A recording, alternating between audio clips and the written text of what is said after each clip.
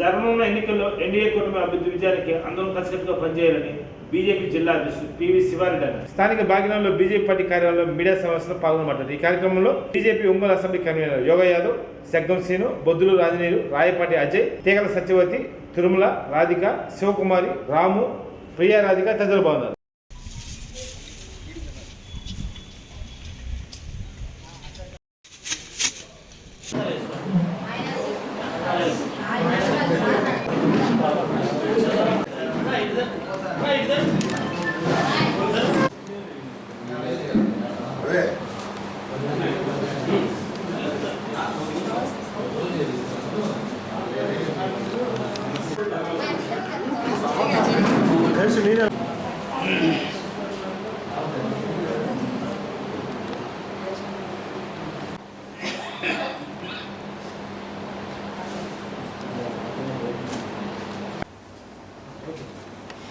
అందరికీ నమస్కారం.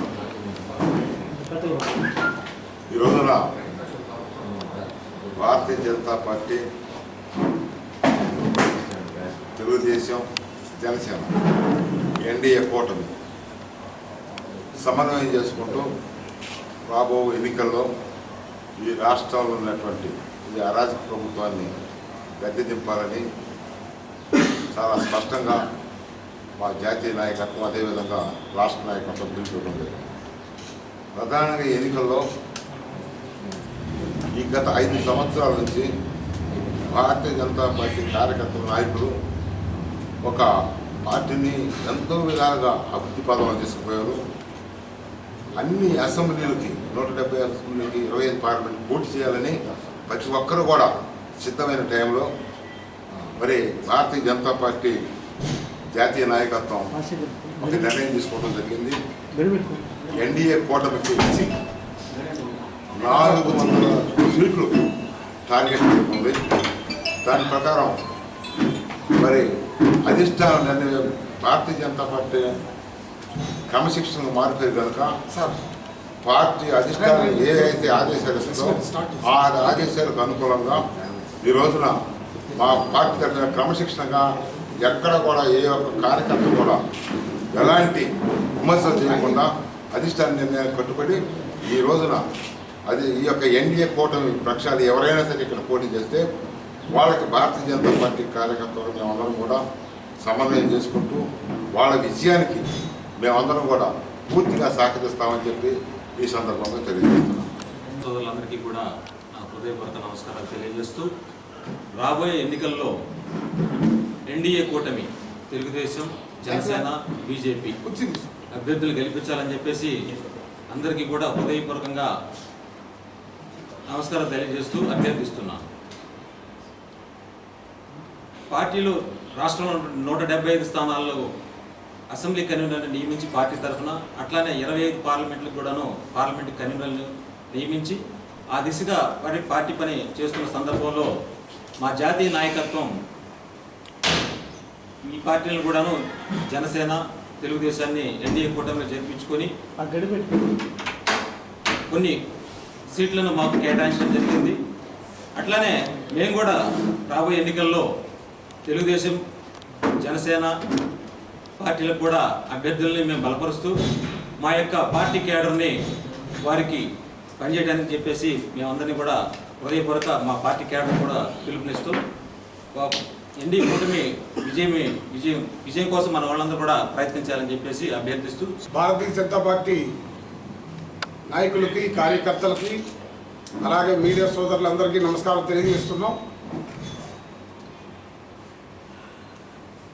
ఈరోజు భారతీయ జనతా పార్టీ నరేంద్ర మోడీ గారి సారథ్యంలో 2014లో భారత ప్రధాని అయిన తర్వాత ఈ దేశంలో ఎన్నో సంక్షేమ పథకాలు, అభివృద్ధి పథకంలో దూసుకుపోతున్నటువంటి సందర్భం మీ అందరికీ తెలిసినటువంటి విషయం. గత కాంగ్రెస్ ప్రభుత్వంలో మేము 60 సంవత్సరాలు పరిపాలించామని కాంగ్రెస్ వాళ్ళు గొప్పలుగా చెప్పుకునే పరిస్థితిలో మీరు 60 సంవత్సరాల్లో ఏం చేశారు?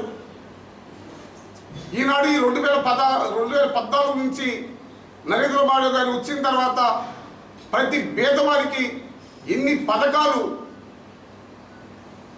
తేవటం జరిగింది. ఇటీవల 18 చేతి వృత్తుల వాళ్ళకి విశ్వకర్మ కౌశల్య యోజన అనే పథకం ద్వారా 18 చేతి వృత్తుల వాళ్ళకి 1 లక్ష నుంచి 3 లక్షల వరకు కూడా లబ్ధి చేకూర్చే విధంగా ఉంది. ఈ దేశంలో ఎక్కడా కూడా ప్రతి పేదవాడు అనేవాడు ఉండటానికి వీల్లేదు, గుడిసెలో జీవించడానికి లేదు.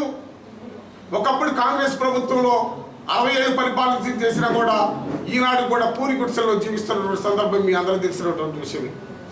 ఈనాడు నరేంద్ర మోడీ గారి సారథ్యంలో టెట్కా గృహాలు, డబుల్ బెడ్రూమ్ ప్లాట్లు ప్రతి ఒక్క స్టేట్లో కూడా డబుల్ బెడ్రూమ్ ప్లాట్లు ఏర్పాటు చేయడం జరుగుతుంది.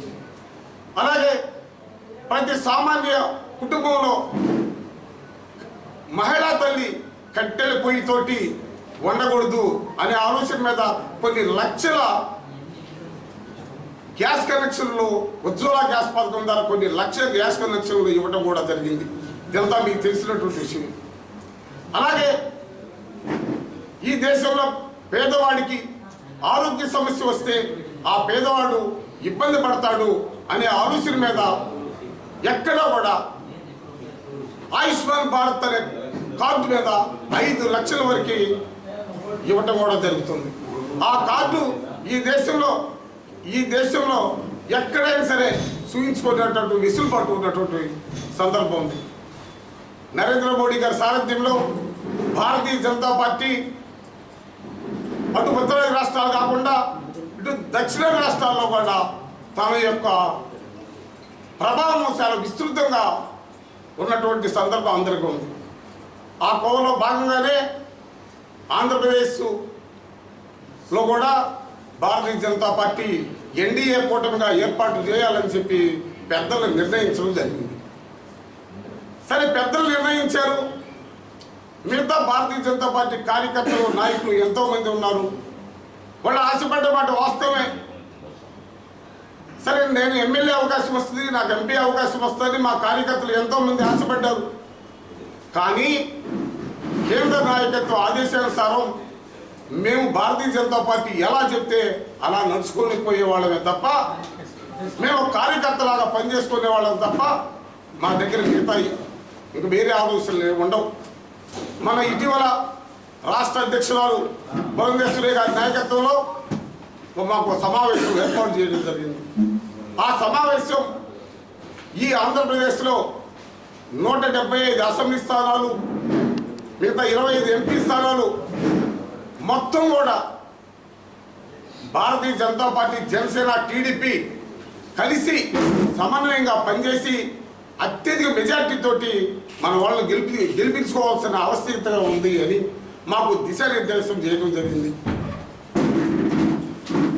రాష్ట్ర స్థాయి మీటింగ్ అయిపోయిన తర్వాత జిల్లా స్థాయి మీటింగ్ ఏర్పాటు చేసుకొని మీ జిల్లాల్లో, అన్ని జిల్లాల్లో మీ కార్యకర్తలు ఏర్పాటు చేసుకొని ఒక సమావేశం ఏర్పాటు చేసి ఒక సమన్వయ కమిటీ వేసుకొని టీడీపీ, జనసేన నాయకులను కూడా ఆహ్వానించి అందరూ కలిసి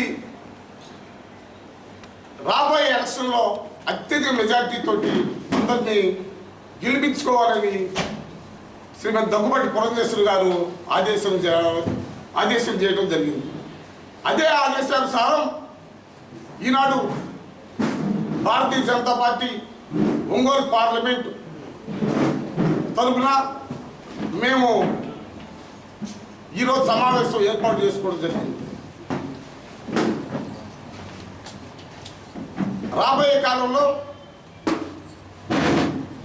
మన జిల్లాలో తెలుగుదేశం బలపరిచిన అభ్యర్థిని కానీ, అటు జనసేన బలపరిచిన అభ్యర్థిని కానీ అఖండ విజయంతో మేము దగ్గరుండి పనిచేసి అఖండ విజయంతో గెలిపించుకుంటామని ఈ సందర్భంగా తెలియజేయడం.